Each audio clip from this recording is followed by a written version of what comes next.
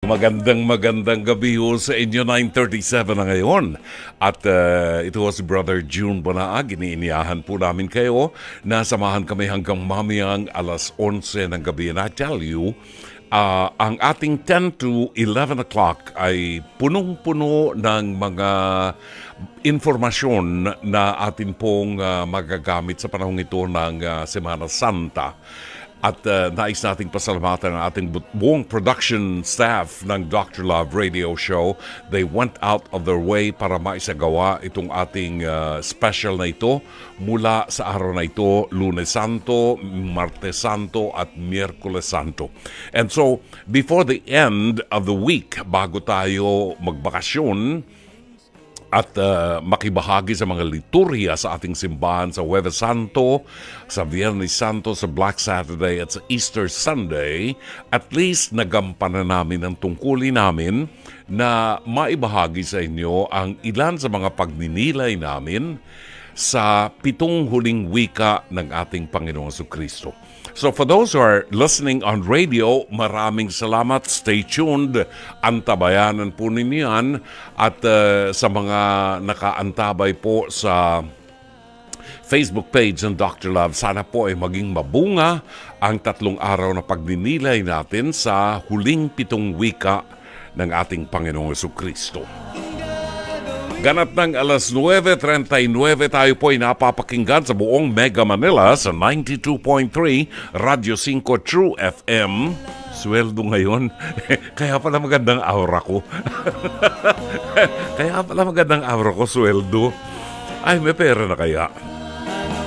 Sa iba't ibang himpilan po sa buong Luzon, Visayas at Mindanao ay napapakinggan din po tayo sa ating mga carrying stations at sabay din po tayo napapanood at napapakinggan sa Facebook page ng 92.3 True FM at sa Facebook page ng Dr. Love. Sa inyo po mga comments, messages, suggestions, topic na gusto po ninyong pag-usapan sa ating programa, hanapin lamang po ninyo at i-follow ang ating Facebook page ng Dr. Love at pwede pong i-share ninyo ang ating live stream para mapakinabangan din ng iba. Napapakinggan din po tayo sa Signal Satellite Channel 305 at syempre po sa Signal Play app. Pwede ho kayo mag-register ng libreng account sa www.signalplay.com. Siyempre, maaari ho kayo magpadala ng inyong mga liham, kasaysayan o anumang mensahe sa ating email address. Ang ating email address ay drloveradio5@gmail.com. Pwede rin po kayong magpadala ng mensahe sa Dr. Love Facebook Messenger. At siyempre ang ating hotlines 863-15788 at 863-16674. Sa bahaging ito ng ating palatuntunan, nais naming ihatid sa inyo ang mabuting balita ng Panginoon sa araw na ito ng Lunes Santo, 25 ng buwan ng Marso.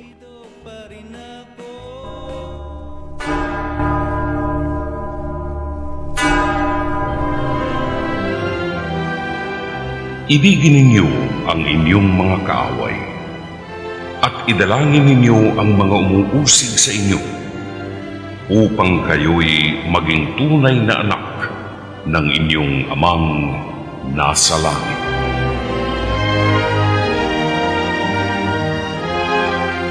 Ang programang Dr. Love Radio Show at ang himpilang ito ay nakikiisa sa sambayan ng Kristiyano sa pag-alaala sa paghihirap ng ating Panginoon sa panahong ito ng Kwaresma.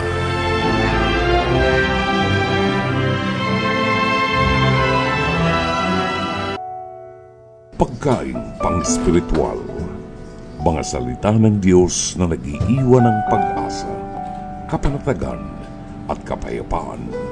Pagkain pang-spiritual, hango sa bagong tipan ng banal na aklat. Pagkain pang-spiritual. Ang ating pagkain pang-spiritual sa araw na ito ng Lunes Santo ay matatagpuan sa 12 kabanata ng Ebanghelyo sangayon kay San Juan, talata 1 hanggang 11. 6 na araw bago ang paglagpas o yung Passover. Si Jesus ay pumunta sa Betania. Ito ang kinaroonan ni Lazaro na namatay na kanyang ibinangon mula sa mga patay.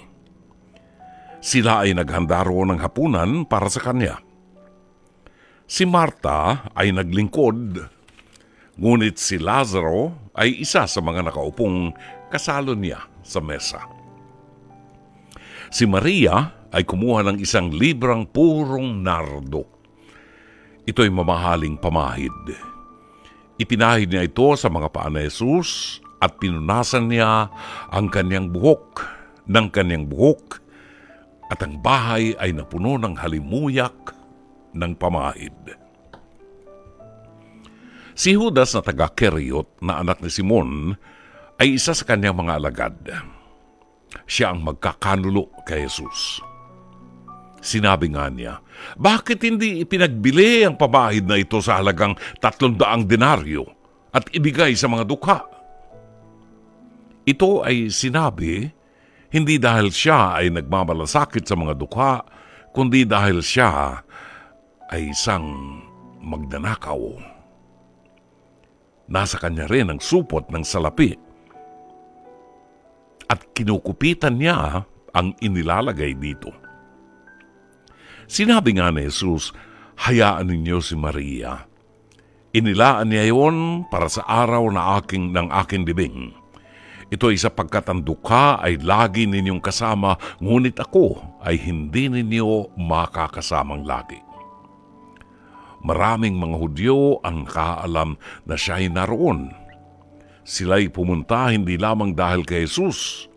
Sila'y pumunta upang makita rin si Lazaro na ibinangon ni Jesus mula sa mga patay. Nagsanggunian ang mga pinunong saserdote upang patayin din si Lazaro. Ito'y sapagkat maraming mga Hudyo ang lumayo at sumampalataya kay Jesus dahil sa nangyari kay Lazaro. Mga kapatid, ang ebanghelyo sa araw na ito ay nagbibigay diin sa pangako ng ating Panginoon na sino man ang makinig at magtiwala sa Kanya at sumampalataya sa Kanya ay magkakaroon ng buhay na walang hanggan. Na kahit na siya ay mamatay, siya ay muling mabubuhay. Ito ang ginawa ng Panginoon sa kanyang kaibigan si Lazaro na 3 araw ng patay at unti-unti nang bumabaho sa loob ng libingan na pinuntahan ng ating Panginoon. At doon sa mga pilgrims sa ating nakasama nung araw, sa mga pagdalaw natin dyan sa Betania, pinakita namin sa inyo ang lugar kung saan si Lazaro ay inilibing. Pinuntahan natin ang lugar kung saan nakatira ang magkakapatid na Lazaro. Ito ang pangako ng Panginoon sa atin. Ang wika niya, sino man ang sumampalataya sa Kanya at magsabuhay ng Kanyang mga salita ay tatanggap ng buhay na walang hanggan. At kahit mamatay, muli niyang bubuhayin at ipagsasama sa Kanyang kaharian. Mga kapatid, ang mabuting balita ng Panginoon. Pagkain pang-spiritual. Mga salita ng Diyos na nag-iiwan ng pag-asa, kapanatagan at kapayapaan. Pagkain pang-spiritual. Hango sa bagong tipan ng banal na aklat. Pagkain pang-spiritual. Ang ating mga kaibigan, sina Myra Bulisay Lee, si Mariví Viola, si Elizabeth Villa Gonzalo, Zenny Dayang Hirang, at buhat sa Davao City, ang mag-ina ni Mami Lorleen Gonzales and Amadeo Giorgio Gonzales ay mga nakatutok na ngayon. Antabayanan po ninyo, alas 10 ng gabi pagkatapos ng ating newscast, sisimulan po natin sa loob ng 3 araw ang paghatid sa inyo ng ating mga reflections, mga pagninilay at pagpapaliwanag hinggil po sa pitong huling wika ng Panginoon. Sa mga matagal nang nakikinig sa programang Dr. Love, ang mga matagal nang nakikinig kay Brother June, alam ho nila na kapag ganitong panahon ay meron tayo mga pagninilay na ginagawa at yan po ay ihahatid namin sa inyo mula sa araw na ito hanggang sa Miyerkules alas 10 ng gabi hanggang alas 11. Samantala, ating tunghayan ang episode ngayong gabi, ngayong araw na ito ng programang Face to Face na napapanood po sa TV5 Lunes hanggang Biyernes alas 11 hanggang alas 12 ng tanghali. Sa programang ito, tinatalakay po natin ang iba't ibang mga suliranin ng buhay. Kasama natin dito ang ating host, si Mama Carla Estrada, si Alex Calleja, ang trio tagapayo. Kasama natin dito si Dr. Camille Garcia, si Attorney Lorna Kapunan, at si Dr. Love, si Brother June Banaag ng 92.3 Radio 5 True FM. Ang tatlong araw na ito sa loob ng Semana Santa, Lunes, Martes at Miyerkules, ay tumatalakay po sa mga Bible verses na pang-araw-araw sana ay napagninilayan natin. Alamin natin kung ano ang episode na ito. Ang title po ng episode natin sa ating face-to-face, hirit ni Dr. Love, Igalang Nyo ang Inyong Mga Magulang. Ito po ay kasama sa 10 utos ng Diyos. Narito ang episode natin ngayon, Igalang Nyo ang Inyong Mga Magulang. Kasing kamusta kayo? Ito po, kahit hindi okay, pinipilit na maging okay para sa mga anak. Maraming salamat, Aling Tasing, sa iyong pagsagot tungkol dyan. Pero ang tanong ko talaga, ay ito bang anak na tinutukoy ninyo ay pumapasok pa sa school? Hindi na nga po, kaya yun ang masakit sa loob namin eh. Ano nangyari? Bakit tumigil na ng tuluyan? Nagbarkada po, doon sa mga barkada niya hindi nag-aaral. Saka yung nalaman na lang namin, nakikipagrelasyon, nakikipagkita sa mga babae na hindi namin alam. Minsan, hindi na nag-aaral, nalaman na lang namin, hindi na pumapasok ng school. Ilan po ba yung mga anak ninyo, Aling Tasing? 7 po silang magkakapatid, hindi po nila inisip yun. 3 pa po silang nag-aaral, bali pang-4 siya. Ngayon, hindi po nila pinahalagan. Lalo na to, itong anak kong pasaway masyado. Lalo na magtatapos na sana siya ngayon taon sa high school man lang po. Masaya na kami doon. Dahil yun lang ang kaya namin itaguyod sa kanila. Mapagtapos namin sila sa abot ng aming makakaya sa laki ng hinarap namin sa araw-araw. Yung sumunod, wala ba kayong anak na nakapagtapos at nakakatulong sa inyo? May nakapagtapos po kaming anak na isa sa ALS lang po. Nagsikap din sa sarili niya para makapagtapos ng ALS. May asawa na din po yun. Kaya sa amin wala pong tumutulong, kundi kami lang dalawang mag-asawa. Kaya sinisikap mo na itong pang-4 mong anak na ito ay mag-aral talaga, no? Sana nga po mag-aral siya, magtapos man lang. Nang siya man lang makapagtrabaho, makaalalay sa amin, makatulong. Kaso yun po ang ginawa niya sa amin. Pero nag-uusap kayo nung nakikita nyo na medyo tinatamad na sa pag-aaral. Kinakausap nyo ba? Kinakausap naman po namin, bakit ka nagkakaganyan? Eh, nandito kami, hindi mo malasabihin kung anong problema mo, kung anong dinadala mo, iniinda mo. Andito kami ng papa mo, mga kapatid mo, andyan mga kuya mo. Eh, hindi ko alam, hindi naman po nasagot eh. Nasaktan nyo ba ito minsan? Nasaktan ko po siya minsan. Sobrang galit ko po at binalang-balang niya ako ng sagot. Ngayon po, inawat lang ako ng papa niya, kaya po ako dito na nagkapasa. Inawat po, natabig po akong gano'n ng asawa ko. Tama na kasi yan. Marvin, mag ka na sasagot sa mama mo. Sabi ko, salbahe ka talaga. Nabanggit nyo ho na may ka-live-in partner siya. Eh bakit umabot na sa pag-live-in hindi na nga nag-aaral? Hindi po namin alam. Bigla na lang pong dumating na may kasamang babae sa bahay. Hindi po namin paghiwalay, pilit po sila nagsasama na hindi namin alam. Sabi ko, ano na lang gagawin namin para sa'yo? Matauhan ka man lang, maawa ka sa amin. Paano kaya sasagutin ni Marvin ang mga hinanakit ng kanyang ina? Marvin, pasok.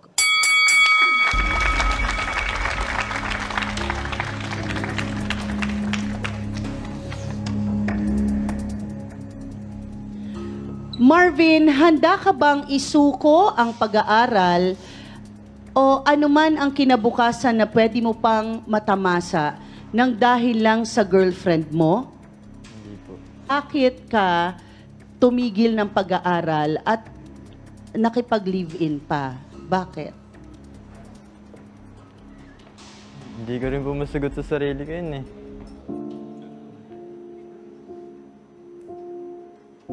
May naging problema ka ba habang nag-aaral ka, Marvin? Wala naman po.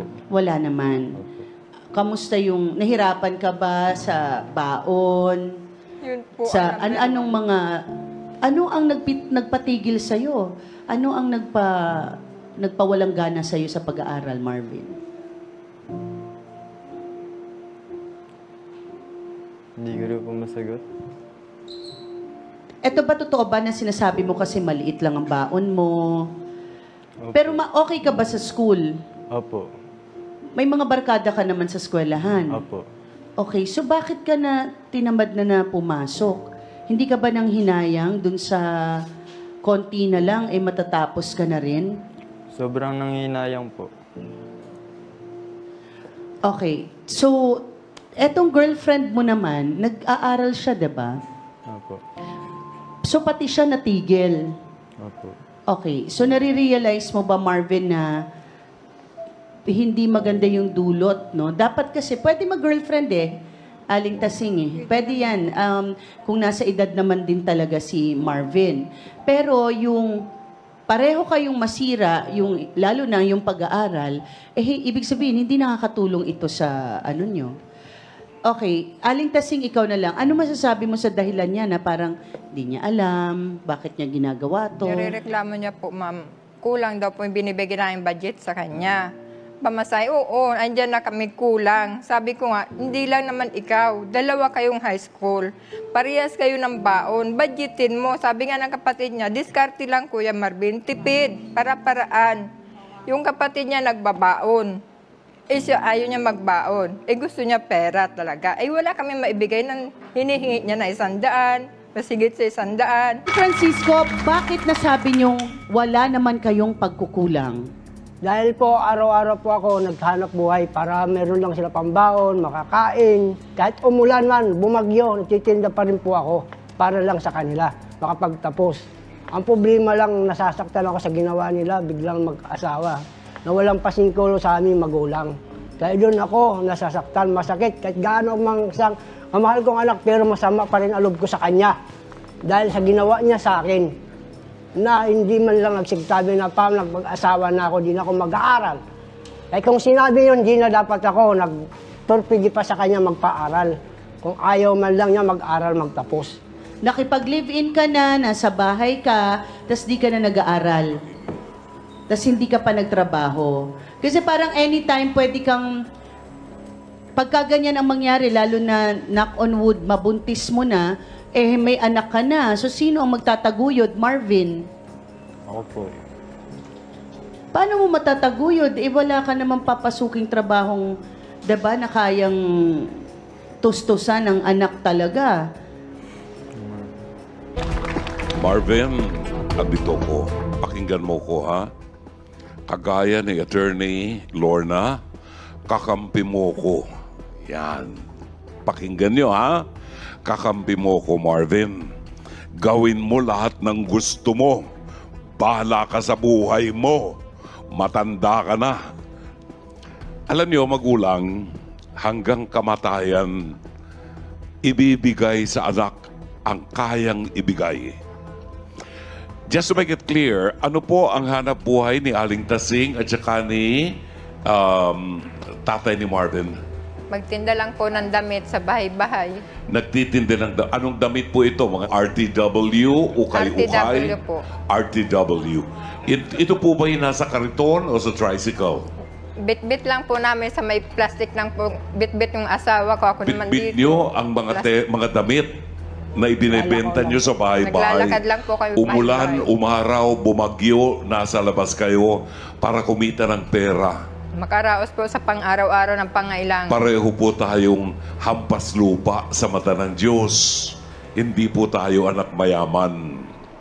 Marvin, sana makita mo ang paghihirap ng mga magulang mo sa iyo. Walang hangarin ng magulang kung hindi ibigay ang pinakamabuti sa anak kung kakayanin niya. Kumusta naman ang relasyon niyo ng girlfriend mo? Saan kayo nakatira ngayon, Marvin? Sa bahay po. Pakilakas po ang boses. Sa bahay po. Sa bahay ng mga magulang mo. Ituloy mo yan, Marvin. Kapalan lang na mukha yan. Oo. Hirap na nga yung mga magulang mo eh. Napakainin ka eh. Kumuha ka pa ng isang papakainin. Naman, ano naman diskarte sa buhay yan, Marvin? Mapalad ka, may mga magulang ka. Tatapusin ko ang aking bahagi. There is the 10 Commandments. Ang ika-5 utos sa 10 utos ng Diyos. And this applies to all.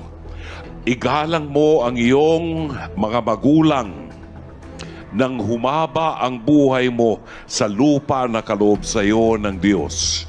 Ibig sabihin, may gantimpala sa mga taong kumikilala, nagpupugay, iginagalang at nakikinig sa mga magulang.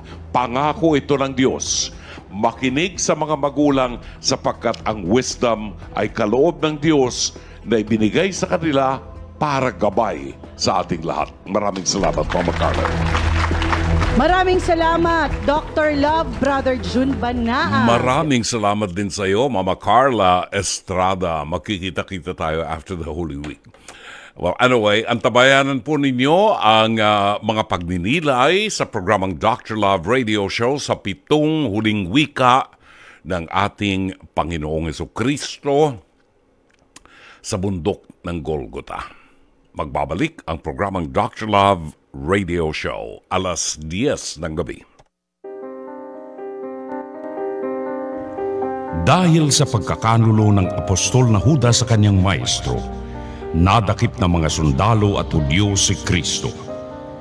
Sa wakas ay nakuha nila ang popular na maestro na hindi mahawakan ng mga Pariseo dahil sa kapal ng mga taong sumusunod dito.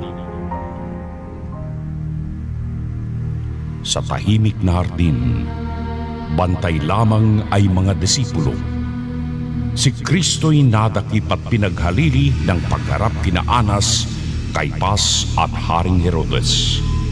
Dahil wala silang kapangyarihang ihatol ang kamatayan, dinala kay Poncio Pilato, gobernador ng Imperyong Romano.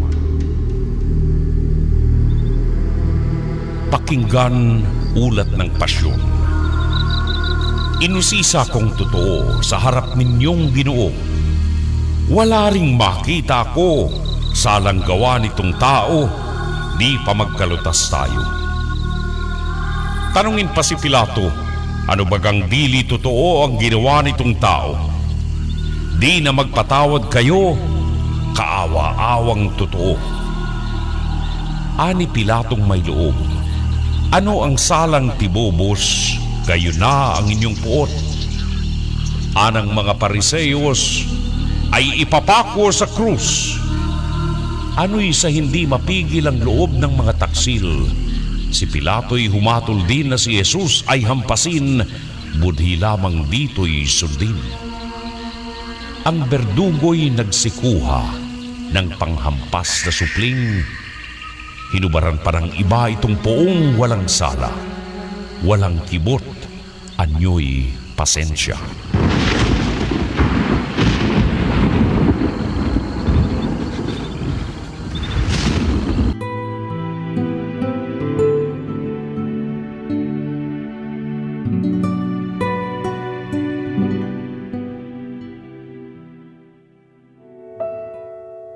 Muli ang pagbati namin sa inyo ng isang magandang Lunes Santo. Ito ang panahon upang pagnilayan po natin ang huling 7 wika ng ating Panginoon upang mabigyan natin ng pagkakataon ng ating sarili na muling maibalik sa Diyos at masamantala natin na mayakap natin ang dakilang pag-ibig ng Diyos. Sa araw na ito ng Lunes Santo, atin pong pagnilayan at pag-aralan kung ano ang huling 7 wika ng Panginoon. Ang huling 7 wika sa krus ng ating Panginoon o yung expressions ay hinalaw po sa Biblia samantalang ang Panginoon ay nakapako sa krus. Traditionally, ito ay tinatawag na mga wika o salita. Ang huling 7 wika ay sinipi buhat sa 4 na canonical gospels.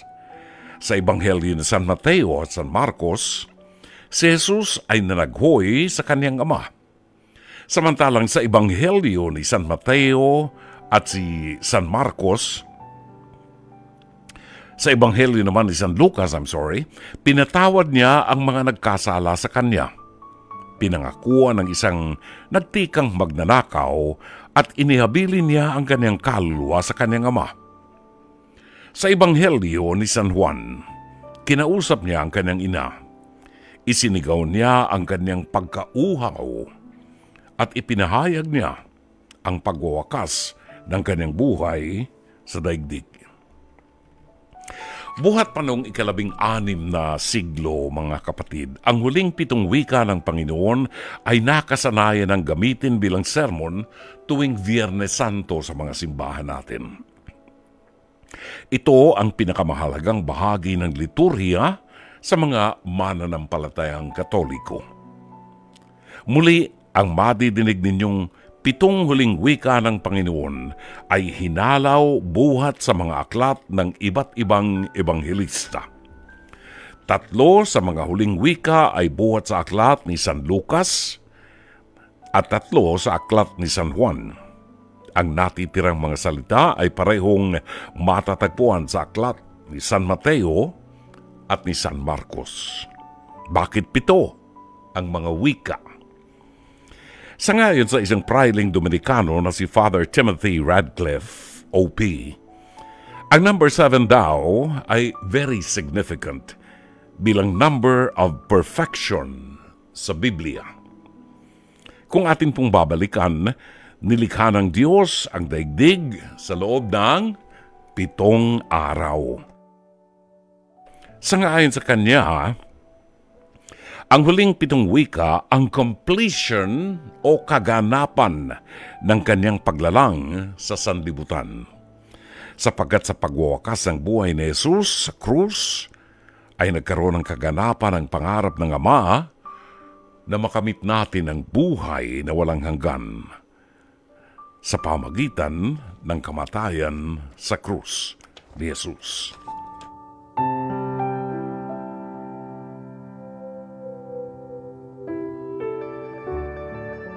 Ang huling 7 wika ng Panginoon sa paghahatid ni Dr. Love sa Radyo 5 True FM. Matapos siyang pahirapan ay hinatulan siya ng kamatayan.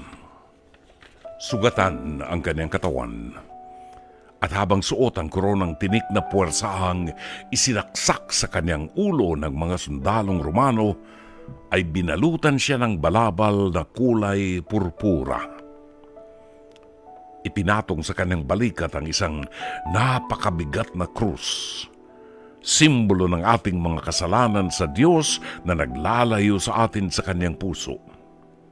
Tinahak niya ang daan ng krus na kung tawagin natin ngayon ay Via Crucis kapag tayo naglalakbay sa Holy Land. Isang mahaba at bako-bakong daan patungo sa bundok ng Golgota kung saan naghihintay ang maraming mga Hudyo at mga sundalong Romano. Naroon din sa bundok ng Golgota ang kanyang ina at ang tagasunod na si Maria na taga Magdala. Wala ang marami sa kanyang mga alagad na nangakong hindi siya iiwan at ipagtatanggol siya sa mga kaaway. Tanging si Apostol Juan ang itinangi ang naroroon. Sa kainitan ng araw, hinubad ang kanyang damit at pinagsugalan ng mga sundalo ang kanyang balabal. Sa hapdi ng mga sugat sa kanyang katawan ay patuloy na pagdurugo nito sa gitna ng patuloy na pagbaon ng koronang tinik sa anit ng kanyang ulo. Pinagtulungang ihiga ng mga sundalong Romano ang kanyang nanghihinang katawan sa krus. Binanat ang kanyang mga kamay at paa upang umayon sa butas ng krus. Ipinako ang kanyang mga kamay at paa sa pamagitan ng mahabang pako na naglagos sa kanyang katawan. Larawan siya ng isang maamong tupa na sunod-sunuran sa mga sundalong Romano upang dalhin siya sa katayan. Sa nakabibinging katahimikan sa bundok ng Golgota, binuksan ni Jesus ang kanyang mga labi at nagsabi,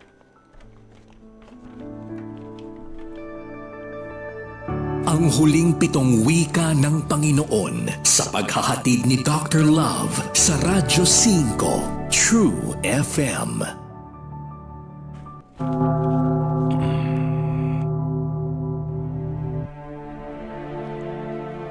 Ama, patawarin mo sila sapagkat hindi nila nalalaman ang kanilang ginagawa.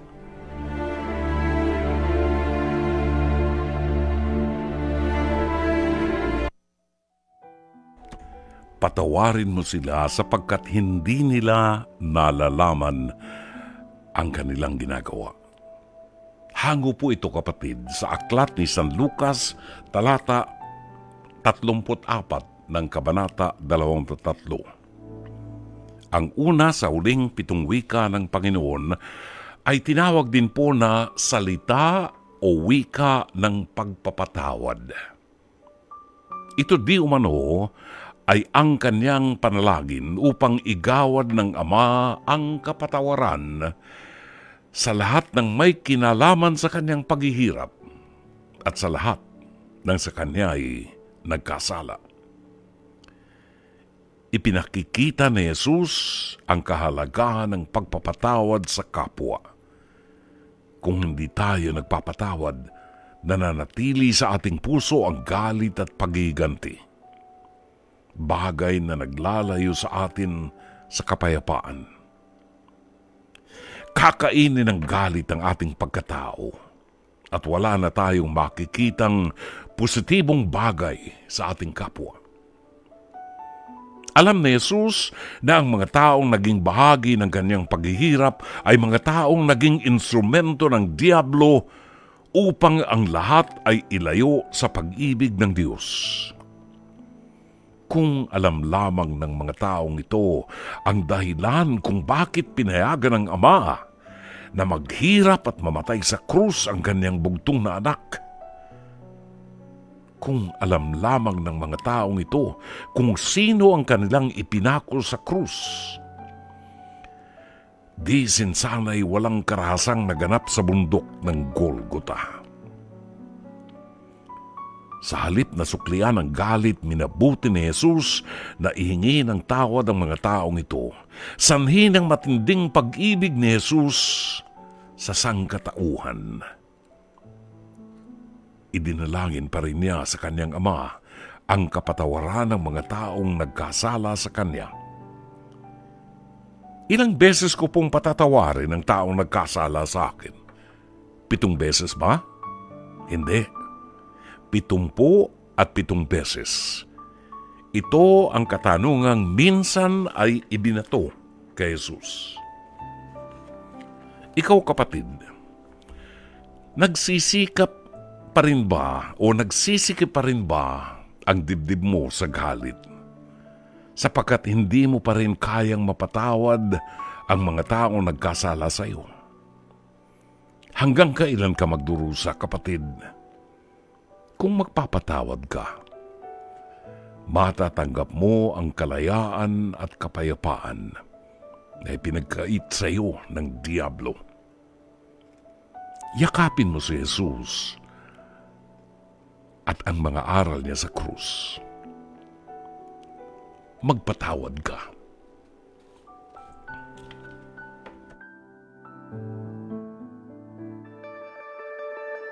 Ang huling 7 wika ng Panginoon sa paghahatid ni Dr. Love sa Radyo 5 True FM.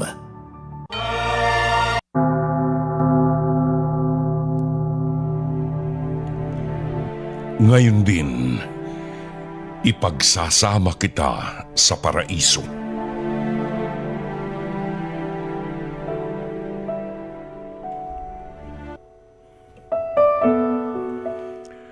Tayo po ay nasa unang araw ng Semana Santa, Lunes Santo, at inaasahan po namin na ang mga araw na ito ay mananatiling banal para sa atin.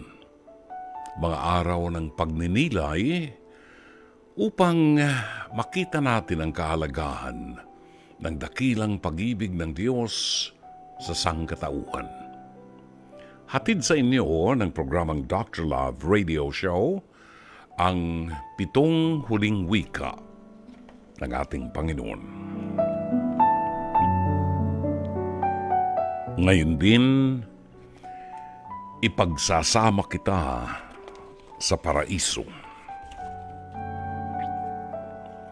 Hinango ang wikang ito sa Ebanghelyo sang-ayon kay San Lucas sa 23 kabanata, talata 43. Higit na kilala ang tawag na ito sa wika ng kaligtasan.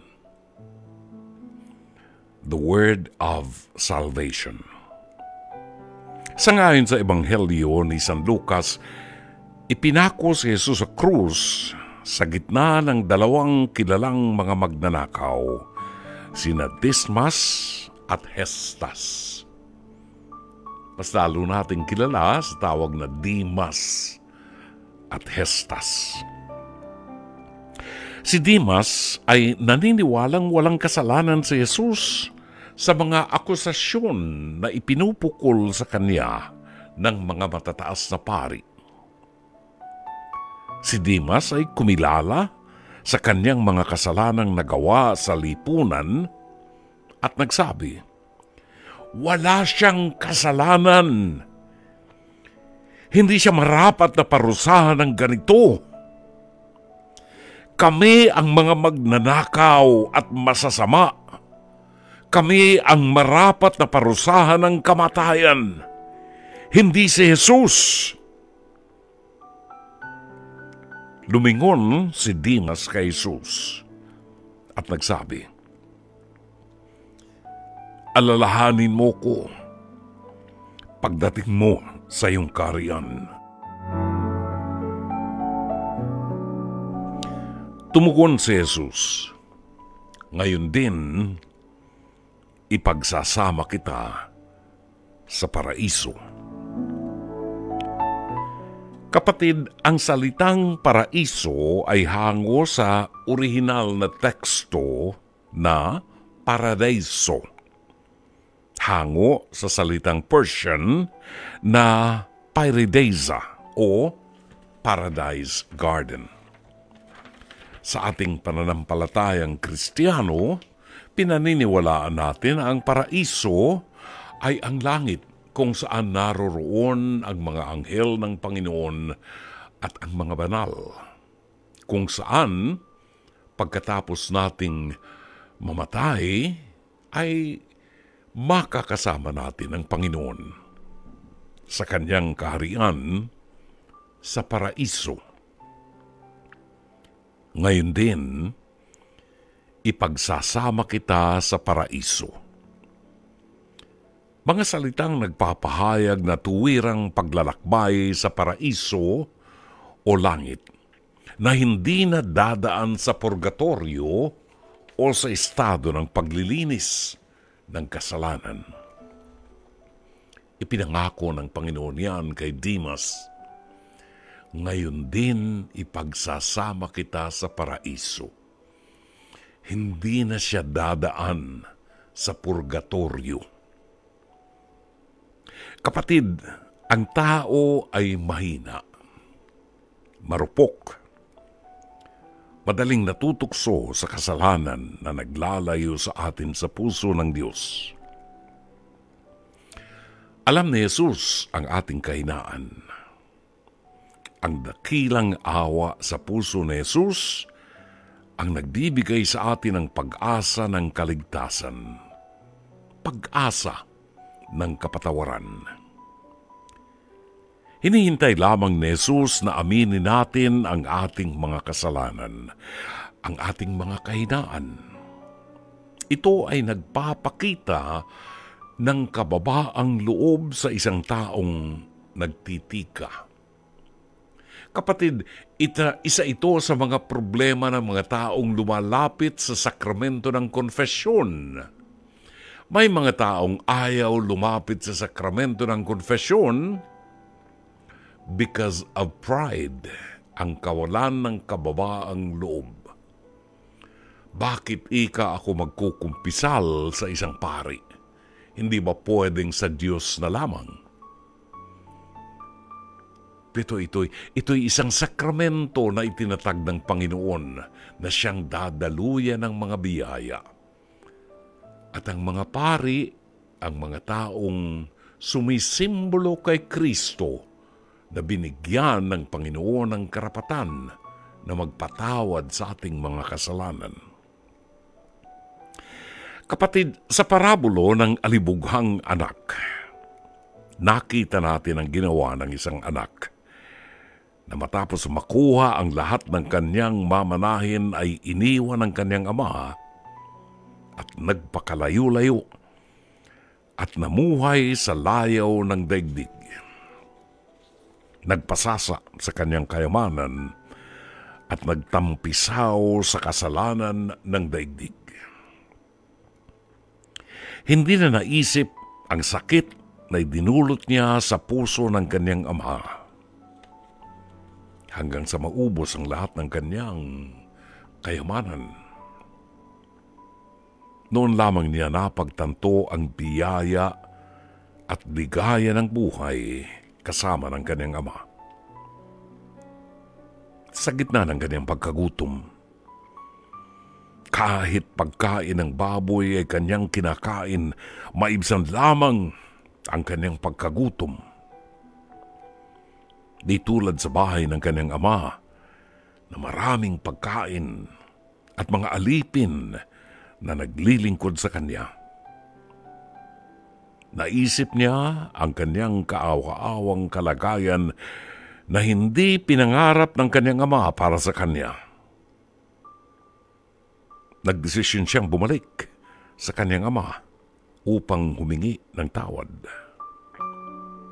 Winika niya, "Sasabihin ko sa aking ama, Ama, igawad mo sa akin ang iyong pagpapatawad.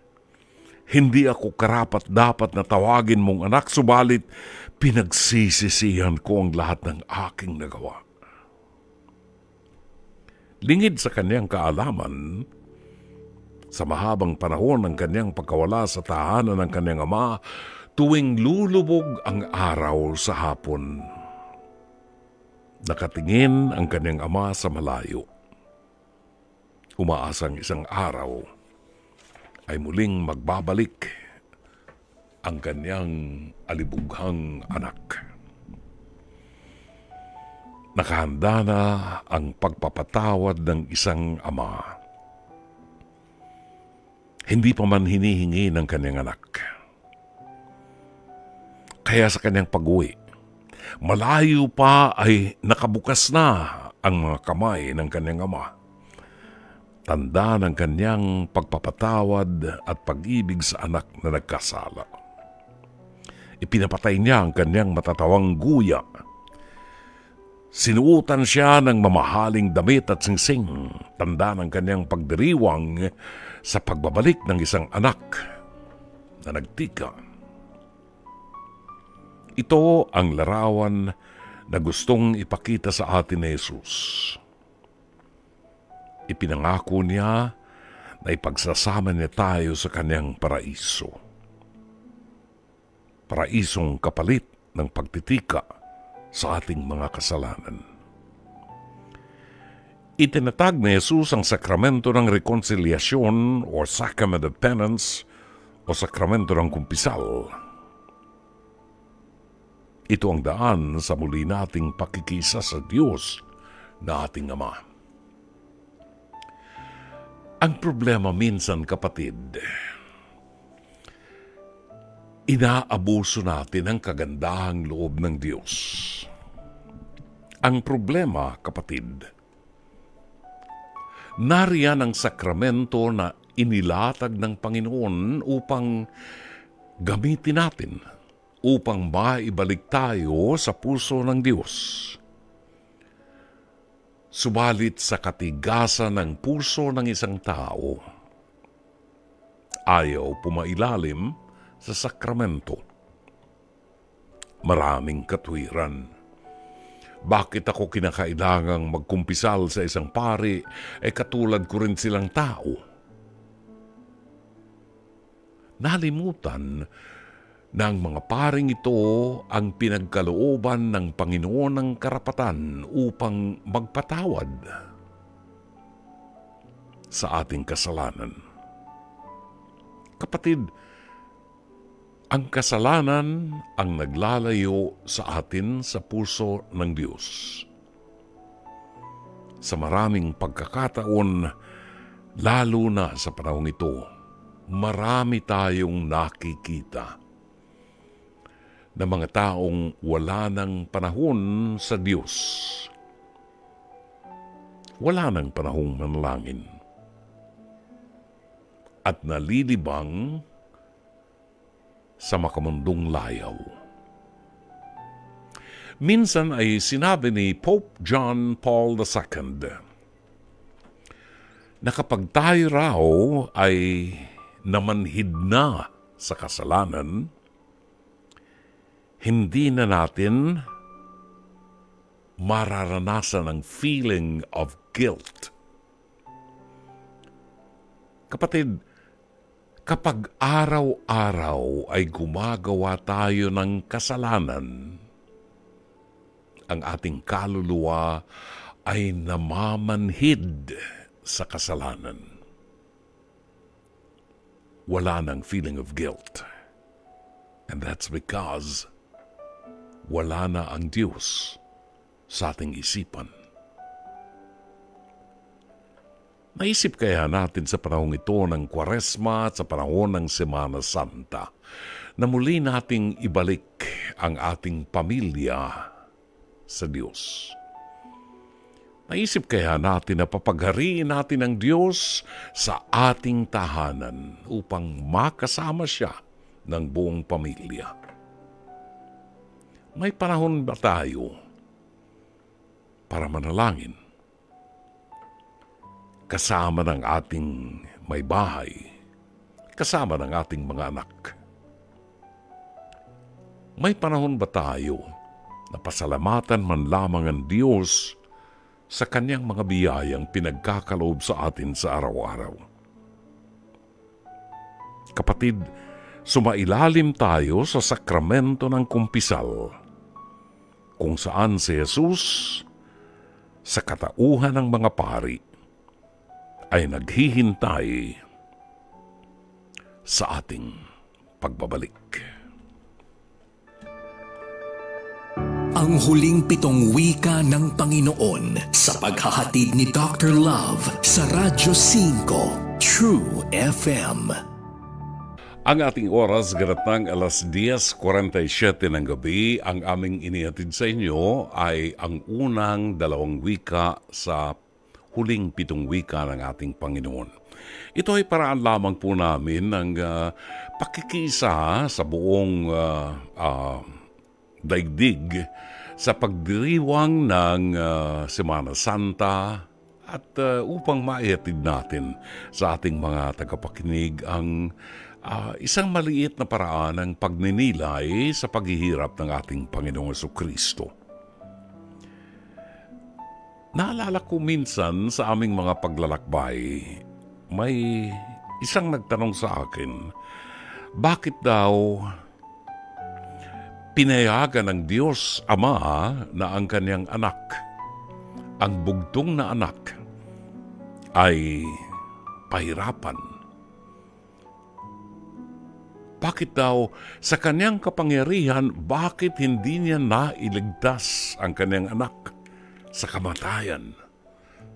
Ano raw ang nasa kalooban ng isang ama na makita ang kanyang anak na naghihirap sa krus at alam ng Diyos na walang kasalanan ng kanyang anak? Hindi ba dapat ika ay iligtas niya sapagkat kung loloobin ng Diyos, at a flick of his finger, maaaring mapatawad na niya lahat ng nagkasala sa kanya at ang buong daigdig ay babalik na sa maganda.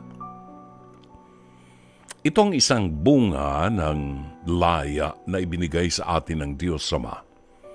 Ang laya na pumili tayo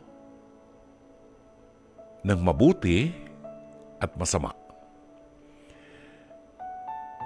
Ipinakita ng Diyos sa atin ang mga bagay na makatutulong sa atin upang makasama natin siya sa kanyang kaharian at malaya tayong pumili. Bakit nga ba nangyari na sa panahon ni Noah o ni Noe ay nagpaulan ang Diyos sa loob ng 40 araw at 40 gabi at napuksa ang higit na nakararaming tao sa mundo. At ang tanging naligtas na lamang ay yung mga taong nandoon sa arko ni Noah. Nagpaparusa ang Diyos matapos niyang bigyan ng pagkakataon ang lahat. Layunin ng Diyos na ang lahat ay makasama niya sa kanyang kaharian. Subalit, katulad ng pangyayari sa Sodom at Gomora, kapag ang tao ay lumalabis na at nagiging sanhi na upang madamay ang higit na kararami, nililinis ng Diyos ang daigdig, katulad ng kanyang ginawa kay Noe. Ang pamilya ni Noe o ni Noah ang kanyang iniligtas. Ito ang mga matutuwid na nakikinig sa kanya at nagsasabuhay ng kanyang mga salita. At ang mga taong lasing na lasing sa kapangyarihan ng daigdig at sa layaw ng daigdig, pinagtawanan si Noah.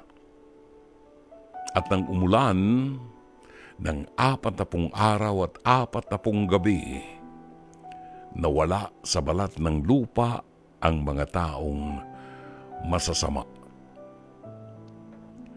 Muling naghari ang mabubuti pagkatapos ng dilubyong ito. At pagkaraan ng maraming pagkakataon, muling nagbabalik ang daigdig sa kasamaan. Tunay, mas madaling gumawa ng masama kaysa gumawa ng mabuti. Sodom and Gomorrah, the same thing. Yun din po ang nangyari sa Sodom and Gomorrah na hanggang sa ngayon, kung pupuntahan niyo, masasabi niyong isinumpa itong lugar na ito sapagkat walang nabubuhay kahit na anong halaman. At hanggang sa ngayon ay makikita natin ang mga bato ng asupre na ginamit ng Diyos upang mapugnaw ang dalawang lungsod na ito ng Sodom at Gomorrah, kung saan naghari ang kasamaan.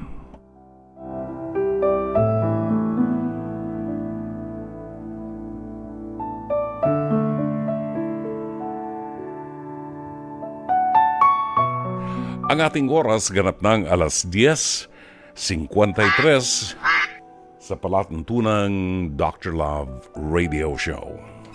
Bueno, hanggang dito na lamang po at naubos na ang ating 1.5 oras ng programa.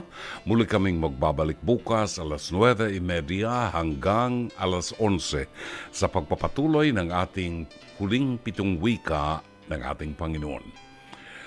Maraming salamat po sa inyo at sa ngalan po ng ating General Manager, si Mr. Raul de la Cruz, ang ating Production Manager, Alvin Maanio, ang Operations Manager natin, Cherry Baile, ang ating mga producers, Jen Ganda Morales at Mike Santillan, Director Sheikh Mamaril, Technician Rome Ortigas, at ang PA at Avid Operator natin si Mike Bulayog. Ito po si Brother June Banag, OP, pansamantalang magpapaalam. Hanggang bukas muli, magandang gabi, maraming salamat. Shalom Aleichem.